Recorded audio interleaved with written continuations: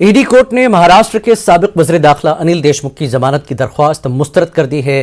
देशमुख ने जमानत के लिए अदालत से रुजू किया था। देशमुख को ईडी ने 100 करोड़ रुपए के मुबैना जबरी वसूली के इल्जाम में गिरफ्तार किया था। फिलहाल देशमुख जेल में हैं। वाज़ेह है कि मुंबई ईडी की खुसूसी अदालत ने जुमे को अनिल देशमुख की तरफ से दायर दरख्वास्त जमानत पर अपना फैसला महफूज रखा था।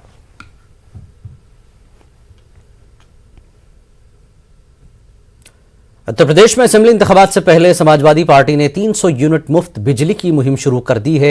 एसपी सदर अखिलेश यादव ने बताया कि यह मुहिम कल से शुरू होगी। उन्होंने कहा कि जो लोग मुफ्त बिजली हासिल करना चाहते हैं वो एसपी पार्टी के दिए गए फॉर्म में अपने नाम लिखें और ये वही नाम होना चाहिए जो मौजूदा बिजली के बिलों में नजर आ रहा है।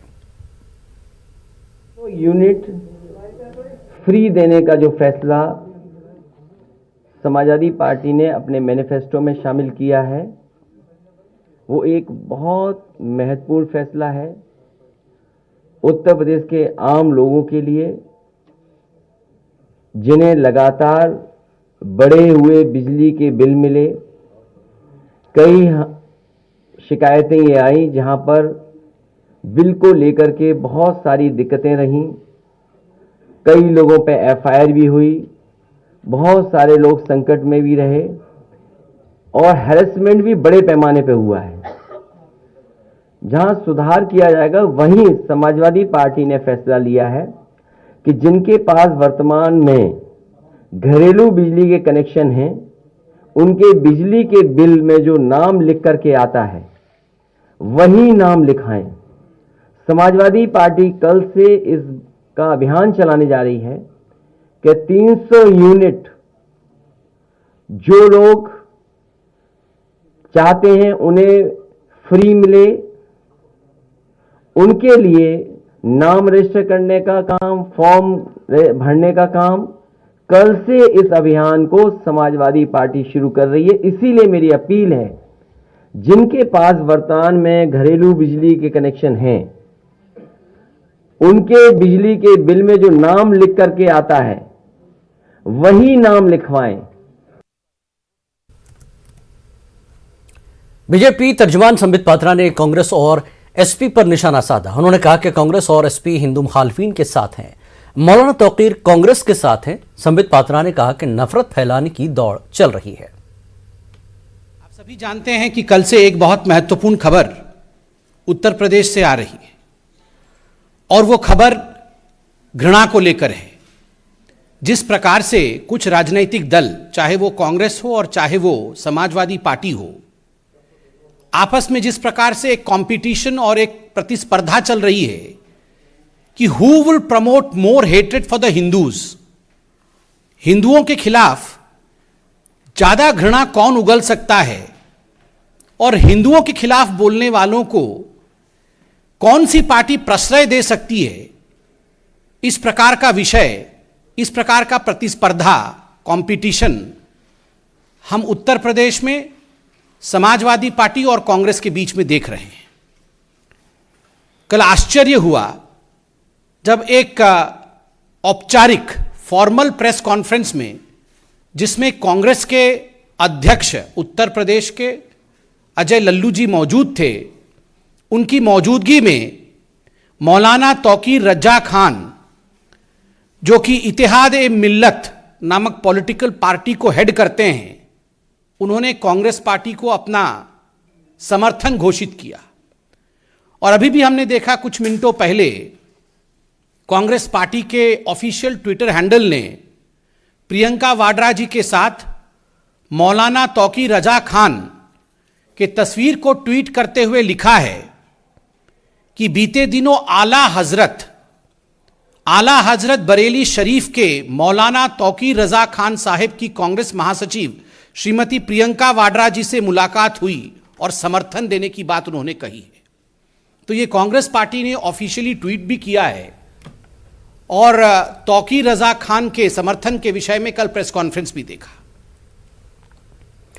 पंजाब में आम आदमी की जानिब से पंजाब में वजारत आला के ओहदे के उम्मीदवार होंगे। आम आदमी पार्टी कन्वीनर अरविंद केजरीवाल ने मोहाली में आज भगवंत मान के नाम का ऐलान किया। केजरीवाल ने बताया कि पार्टी को फोन कॉल्स, मैसेज, दीगर जराए से अवामी वोटिंग में 21 लाख से ज्यादा वोट मौसूल हुए। इनमें भगवंत मान के हक में 93.3% वोट पड़े। केजरीवाल ने वाजे किया कि पार्टी अगर उम्मीदवार का नाम चुनती तो उसे कुंभा परवरी करार दिया जाता, इसीलिए अवामी वोटिंग के अमल से ये फैसला लिया गया। पंजाब में आम आदमी पार्टी का सीएम चेहरा कौन होना चाहिए, इसका हर पंजाबी को, हर पंजाब के व्यक्ति को बड़ी बेसब्री से इंतजार है। कई महीनों से लोग, मैं जहां भी जाता था एक ही प्रश्न पूछते थे, जी दूल्हा कौन है, आम आदमी पार्टी का सीएम चेहरा कौन है। तो मैं सबको यही कहता था, सब्र रखो, सब्र का फल मीठा होता है। आपको हम ऐसा चेहरा देंगे जिस पे हर पंजाबी को गर्व होगा। तो पिछले हफ्ते हम लोगों ने एक फोन नंबर जारी किया और हमने कहा आप कॉलिंग कर सकते हो, आप व्हाट्सएप मैसेज भेज सकते हो, आप एसएमएस भेज सकते हो। तो हमारे पास 21,59,437 में रिस्पॉन्स आया। लगभग 21,59,437 लोगों ने अपने रिस्पॉन्स दिए। तो एक चीज तो सारे सर्वे भी ये दिखा रहे हैं और माहौल भी ये बता रहा है कि आम आदमी पार्टी की सरकार बनने जा रही है। 93.3% लोगों ने सरदार भगवंत मान का नाम लिया।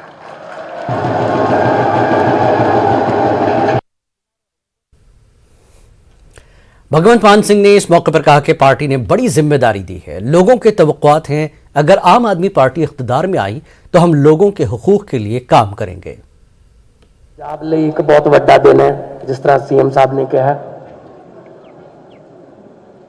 बड़ी देर तो ਤੁਹਾਡੇ भी क्वेश्चन उठ रहे सी कि कौन अगे आऊगा, कौन अगे आऊगा। मैं हमेशा ही कहता सी कि मैं तो सिपाही हाँ, मेरी ड्यूटी तो चाहे कंधा ते पोस्टर चिपकाउण दी लाती जावे, मैं पोस्टर चिपका दूंगा, पर बशर्ते कि मेरा पंजाब ठीक कर दो। पार्टी ने जिम्मेवारी दी, प्लस जिहड़ा लखां लोकां ने मेरे ते विश्वास किया, सो मेरी डबल जिम्मेवारी बन गई तो मैं डबल हौसले नाल काम करूंगा। जिथे भी पंजाब वास्ते लोड़ हुई, पहले ही असीं तां सौंदे नहीं, असीं तां पहले ही दिन रात इसे काम ते लगे हुए हैं। जे सत्ता दा, जे हरे रंग का पेन पंजाब नूं सुधारन वाला, लोकां दी जिंदगियां च फर्क लियाउण वाला, उन्हां दा जीवन पद्धर उत्ते चक्कण वाला जे पेन साडे हाथ च आया तो मैं तुहानूं यकीन दिवाउणा, अज करोड़ां लोग देख रहे होणगे कि वो पेन हमेशा लोड़वंदां दे हक च चलूगा, गरीबां दे हक च चलूगा। वो किसी चेले चपटियां दे या चमचियां दे हक च नहीं चलूगा, वो लोकां दे हक च चलूगा। बीजेपी लीडर हरीश खुराना ने आम आदमी पार्टी पर तंज किया। उन्होंने ट्वीट किया कि आपका दावा है कि पंजाब के वज़ीर आला के ओहदे के उम्मीदवार के लिए 22 lakh phone call, message, WhatsApp और वॉइस मैसेज वसूल हुए हैं। 3 दिनों में 2,59,200 सेकंड होते हैं, यानी हर सेकंड 10 फोन कॉल या मैसेज आए हैं। हर सेकंड 10 कॉल भगवंत मान को सीएम ओहदे का उम्मीदवार बनाने के लिए गजब कहानी है।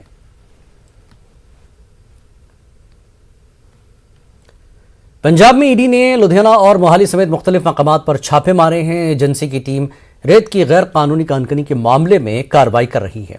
एजेंसी ने जिन मकामात पर छापे मारे हैं उनमें पंजाब के वज़ीर आला चन्नी के रिश्तेदार का ठिकाना भी है। ख्याल रहे कि अपोजिशन जमातें चन्नी के रुफ़क़ा पर रेत माफिया से नज़दीकी का इल्ज़ाम पहले भी लगा चुकी हैं।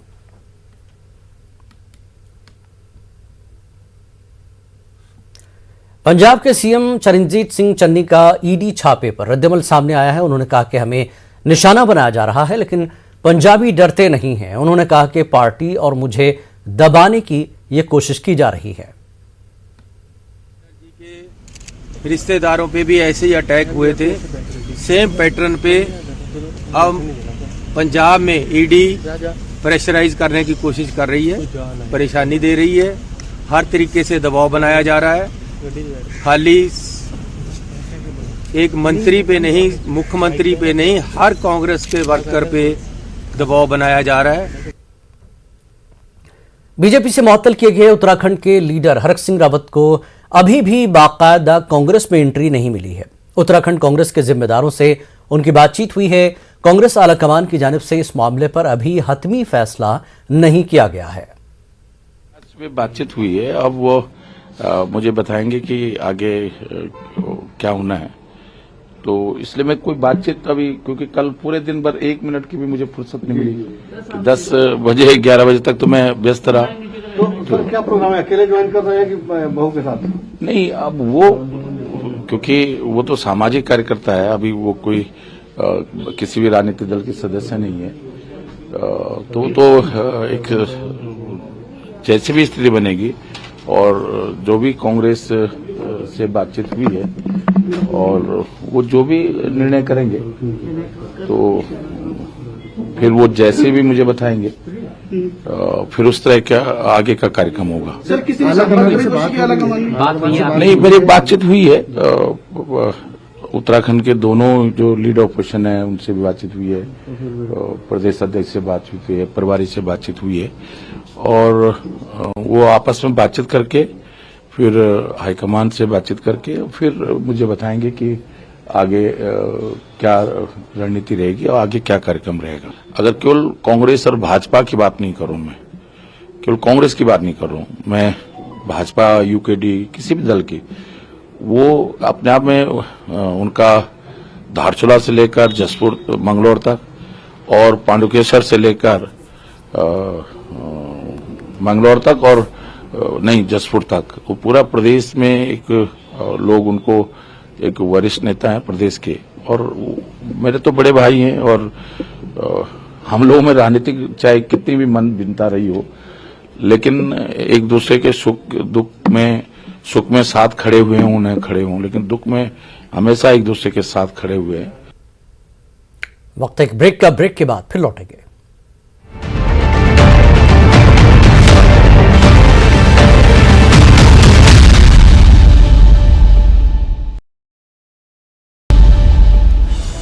और इस वक्त की बड़ी खबर आ रही है गोवा से। गोवा में आप के सीएम उम्मीदवार के नाम का होगा ऐलान। आप कन्वीनर अरविंद केजरीवाल कल नाम का ऐलान करेंगे। पणजी में प्रेस कॉन्फ्रेंस में होगा सीएम उम्मीदवार के नाम का ऐलान। तो आम आदमी पार्टी लगातार रियासतों में अपने सीएम उम्मीदवार के नामों का ऐलान कर रही है। पंजाब में जिस तरह से उन्होंने ऐलान किया, अब गोवा में भी आम आदमी पार्टी सीएम उम्मीदवार के नाम का ऐलान करने वाली है। आप कन्वीनर अरविंद केजरीवाल कल सीएम उम्मीदवार के नाम का ऐलान करेंगे गोवा के लिए। पणजी में प्रेस कॉन्फ्रेंस में सीएम उम्मीदवार के नाम का कल बाकायदा ऐलान किया जाएगा आम आदमी पार्टी की जानिब से। तो गोवा में आम आदमी पार्टी सीएम उम्मीदवार के नाम का कल ऐलान करेगी। आप कन्वीनर अरविंद केजरीवाल बाकायदा कल सीएम उम्मीदवार के नाम का ऐलान करेंगे। पणजी में प्रेस कॉन्फ्रेंस होगी जिसमें सीएम उम्मीदवार के नाम का ऐलान किया जाएगा। तो पंजाब के बाद गोवा में आम आदमी पार्टी सीएम उम्मीदवार के नाम का ऐलान करेगी। बाकायदा कल आप कन्वीनर केजरीवाल प्रेस कॉन्फ्रेंस में सीएम उम्मीदवार के नाम का ऐलान करेंगे। गोवा असेंबली इंतखाबात से काबिल सियासत गर्मा गई है, जिसका असर महाराष्ट्र में भी नजर आ रहा है। महाराष्ट्र में महाविकास अघाड़ी हुकूमत में शामिल कांग्रेस ने शिवसेना और एनसीपी की तजवीज को ठुकरा दिया, जिसकी वजह से एनसीपी और शिवसेना का गोवा में महाराष्ट्र जैसा एक और तजुर्बा करने का ख्वाब टूट गया है। कांग्रेस का मानना है कि गोवा में कांग्रेस की ताकत ज्यादा है जो बीजेपी को टक्कर दे सकती है। एनसीपी के बड़े लीडर प्रफुल्ल पटेल और महाराष्ट्र के वजीर जितेंद्र आव्हाड ने गोवा पहुंचकर अपने लीडरों और कारकुनों से बातचीत शुरू कर दी है, जिसके बाद शिवसेना के साथ इत्तेहाद पर मुहर सब्त करेगी। ऐसे में बीजेपी जानती है कि उनका सीधा मुकाबला कांग्रेस से है, इसीलिए बीजेपी एनसीपी और शिवसेना का मजाक उड़ाने का कोई मौका नहीं छोड़ रही है। कांग्रेस पार्टी चाहती है कि गोवा में गोवा वासियों की ही सरकार बने, इसलिए कांग्रेस पार्टी किसी भी इस तरह की पार्टियों से समझौता नहीं करेगी, चाहे वह आम आदमी पार्टी हो, चाहे वह तृणमूल कांग्रेस पार्टी हो, क्योंकि कांग्रेस पार्टी की स्थिति बहुत ही मजबूत है गोवा में।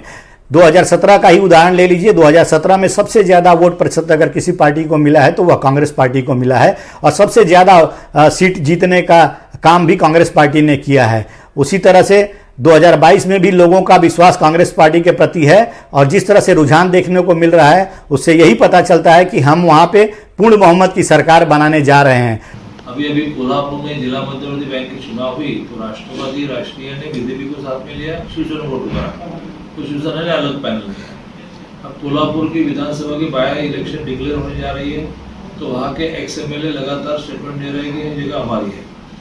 वैसे ही गोवा में राष्ट्रवादी शिवसेना मिलकर लड़ेंगे तो इनको 473 मत मिले थे तो शायद राष्ट्रवादी को कुछ मिले थे, एक एमएलए भी आया था। तो मिलकर जो मत बनते हैं 5-10 हज़ार की, गोवा की कॉन्स्टिट्यूंसी 25,000 की होती है, उसमें क्या वो गोवा पर राज्य करने के लिए भाषा कर रहे हैं तो कांग्रेस उनको नकारेगी ना, क्योंकि कांग्रेस ने सालों से गोवा में सरकार बनाया है। आज राष्ट्रवादी कांग्रेस पार्टी के नेता प्रफुल्ल पटेल जी गोवा में हैं। वे शिवसेना के नेताओं से मुलाकात करेंगे, अन्य दलों के नेताओं से मुलाकात करेंगे और आज कोई अंतिम निर्णय हम लोग वहाँ पर लेंगे जिसका ऐलान प्रफुल्ल पटेल जी स्वयं करेंगे। प्रयास था कि कांग्रेस के साथ गठबंधन हो, लेकिन कोई सकारात्मक अभी तक चर्चा नहीं हो पाई। निश्चित रूप से जो भी निर्णय होगा प्रफुल्ल पटेल जी आज गोवा में वो डिक्लेयर करने का काम करेंगे।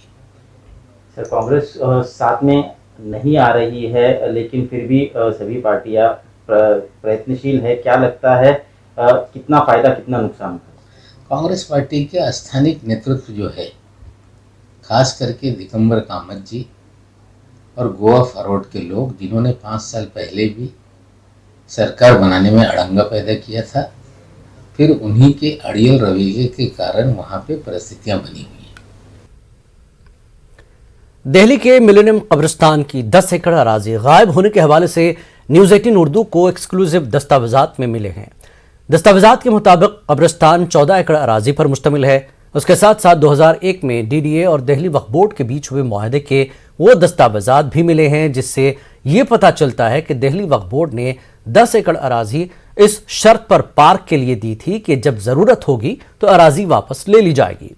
हमारे दिल्ली नुमाइंदे खुर्रम शहजाद ने दिल्ली गेट कब्रिस्तान कमेटी के वाइस चेयरमैन से खास बातचीत की। दिल्ली में कब्र के लिए 2 गज जमीन मिलना मुश्किल हो रही है। न्यूज़ 18 उर्दू के पास कुछ ऐसे डॉक्यूमेंट्स आए हैं जिससे पता चलता है कि मिलेनियम पार्क कब्रिस्तान की 10 एकड़ जगह किस तरीके से डीडी के पास चली गई थी। सबसे पहले मैं आपको वो नक्शा दिखाता हूँ जो पूरे इस इलाके का है और उसमें किस तरीके से इस कब्रिस्तान को दिखाया गया है। आप ये देखेंगे कि ये लाइन जो आपको दिखाई दे रही है ये रेलवे बाउंड्री है और साफ तौर पर यहाँ पढ़ा भी जा सकता है। यहाँ पर ये दूसरी जगह है लेकिन साफ तौर पर अलॉटेड फॉर मुस्लिम ग्रेवयार्ड ये यहाँ पर लिखा हुआ है। 14 एकड़ की जगह है, तमाम रकबा तमाम चीज़ें इसमें दिखाई गई हैं, ये चीज़ें हैं। लेकिन ये अब मौके पर अगर आप देखेंगे वहाँ पर तो सिर्फ 4 एकड़ कब्रिस्तान है। हमारे साथ इंतज़ार नईम साहब मौजूद हैं। इंतज़ार साहब, जब ये जगह 14 एकड़ थी तो अब वहाँ 4 एकड़ कैसे बची, किस तरीके से ये डीड हुई थी कब्रिस्तान कमेटी को? देखिए, ये बहुत दिलचस्प बात है कि 1964 में गवर्नमेंट ऑफ इंडिया ने कब्रिस्तान कमेटी को ये 14 एकड़ ज़मीन कब्रिस्तान के लिए अलॉट की थी। और एक बहुत अहम बात यह है कि जो डीड कब्रिस्तान कमेटी का नाम हुई है उसमें ये वाज़ेह तौर पे लिखा हुआ है, the land shall be used solely for the purpose of cemetery for Mohammedans, यानी ये ज़मीन और ये कब्रिस्तान सिर्फ तदफीन के लिए ही इस्तेमाल की जा सकेगी। लेकिन एक सवाल ही आता है कि इस्तेमाल की जा सके, ये लिखा है, लेकिन वक्फ बोर्ड ने 2001 में किस तरह से इसमें मुआहदा कर लिया डीडीए के साथ जाकर और उनको 10 एकड़ जगह दे दी। डीडीए की नारवा कोशिशें इस शहर में बहुत मारूफ हैं, बहुत मशहूर हैं। डीडी ने गलत तरीके पर वक्फ बोर्ड से एक एग्रीमेंट किया और वक्फ बोर्ड को भी उस एग्रीमेंट में शामिल होना ही नहीं चाहिए था। लेकिन बहरहाल जो कुछ हो गया, उस एग्रीमेंट में भी ये लिखा हुआ है कि जब कब्रिस्तान को ज़रूरत होगी ये अपनी ज़मीन वापस ले सकेंगे। तो अब इस सिलसिले में 2011 से ही कोशिशें की गई और जितनी मुमकिन कोशिशें थी सब की गई। और आखिरकार माइनॉरिटी कमीशन, मरकज़ी कौमी माइनॉरिटी कमीशन में ये मामला हम ले गए और वहाँ वजाहत हबीबुल्लाह साहब जो चेयरमैन थे, उन्होंने ऑर्डर पास किया कि 20 दिन के अंदर डीडीए इसका डिमार्केशन कर दे, हदबंदी कर दे। और डीडीए की ये शरारत के मुख्तलिफ बहानों से वो काम आज तक मुकम्मल नहीं हुआ। एक बार डिमार्केशन हुआ। लेकिन एक बात तो मुझे याद है, क्योंकि मैं खुद कवर करने गया था, एक बार डिमार्केशन के लिए वहाँ पर अफसर गए थे, आप लोग भी गए थे? जी, वो डिमार्केशन के लिए तमाम अफसरान आए थे, मरकज़ी मिनिस्ट्री के भी, डीडीए के भी, और हम सब लोग मौजूद थे। डिमार्केशन हुआ, लेकिन जो 14 एकड़ का रकबा है वो उस डिमार्केशन में पूरा नहीं हो रहा था, इसलिए उनसे कहा गया कि ये इसको मुकम्मल कीजिए आप। उन्होंने कहा, डीडीए के लोगों ने, कि अपने आला अफसरान से बात करके हम इसको फिर मुकम्मल करेंगे, जो आज तक वो कर नहीं पाए। अच्छा। और करने के लिए गोया ठीक से आमादा भी नहीं है, लेकिन मुसलसल कोशिशें की जा रही हैं, और अगर खुदा न खास्ता ये आसानी से मामला हल न हुआ तो और जो कानूनी रास्ते हो सकते हैं वो अख्तियार किए जाएंगे। बिल्कुल। तो ये तमाम तफसीलात है, लेकिन मैं आपको एक चीज़ दिखाना चाहूँगा, वो मुआहदा जिसमें जो दिल्ली वक्फ बोर्ड और डीडीए के साथ आपस में बातचीत के साथ हुआ था। आप देखेंगे कि यहाँ पर श्री हारून यूसुफ चेयरमैन दिल्ली वक्फ बोर्ड, ये अफसर शामिल थे, और इसी तरीके से डीडीए की तरफ से RK भंडारी, ये लोग शामिल थे। और ये मुआहदा है, और जिसमें साफ तौर पर ये लिखा हुआ है कि वक्फ बोर्ड की जो जगह है रियली मोर देन 4 एकड़, यानी कि 4 एकड़ से जगह है जो अभी वहाँ पर मौजूद है। और एक चीज़ और भी लिखी, कब्रिस्तान कैन बी एक्सपेंडेड, यानी कि जब आपको ज़रूरत होगी तो इस ज़मीन को आप वापस ले सकेंगे। तो ये तमाम चीज़ें हैं, और साथ ही साथ एक डॉक्यूमेंट और भी है जो इंतज़ार नईम साहब ने हमें फराहम कराया है।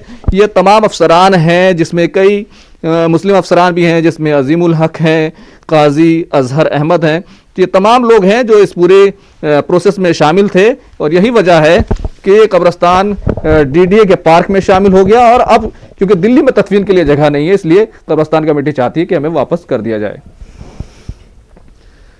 कैमरामैन फिरोज वानी के साथ खुर्रम शहजाद, न्यूज़ 18 दिल्ली। बुलेटिन में फिलहाल इतना ही। अब आप देखिए क्रिप्टो। हमें दीजिए इजाजत। आदाब।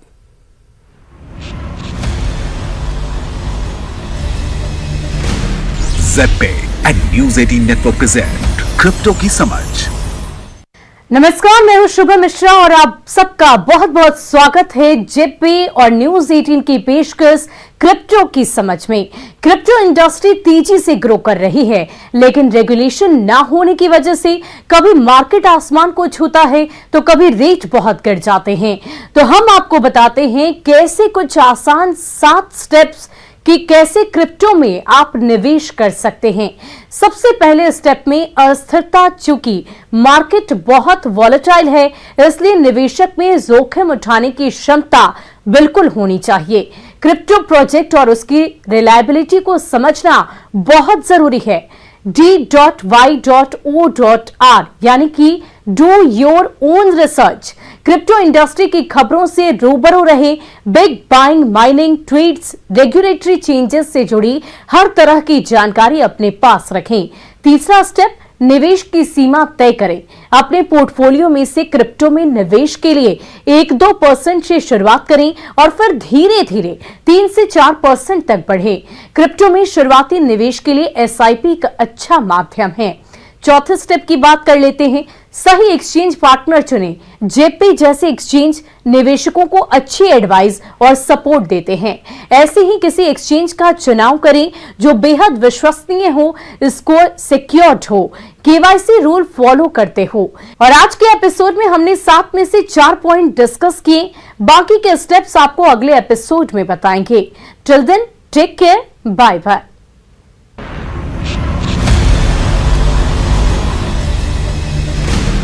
ZPay and News 18 Network present crypto की समझ।